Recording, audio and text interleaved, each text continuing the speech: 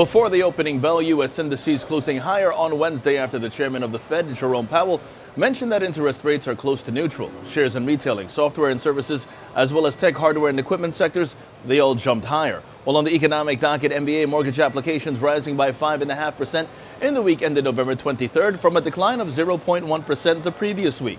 In other news, wholesale inventories advancing 0.7% month over month in a preliminary estimate in October, and annualized GDP in the second reading coming out 3.5% in line with expectations and unchanged versus the first reading.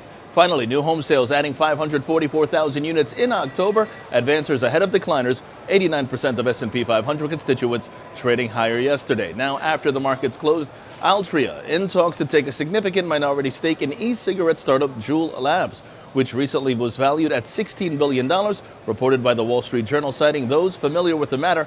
Facebook shows internal emails that the company considered charging third parties for continued access to user data several years ago. This reported by the Wall Street Journal, citing an unredacted court document. While turning overseas, Asian markets mixed today. The Nikkei up 0.39%, the Hang Seng down 0.87%, China CSI 300 down 1.3%, and South Korea's Kospi up 0.28%.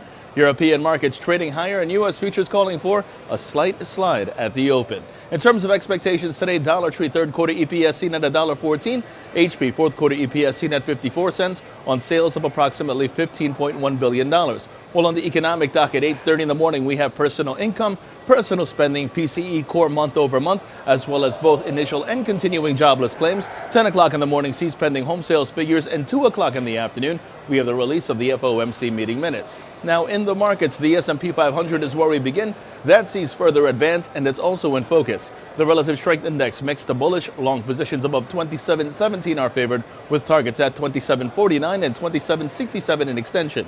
The Nasdaq sees further advance, while the Dow Jones sees further advance as well.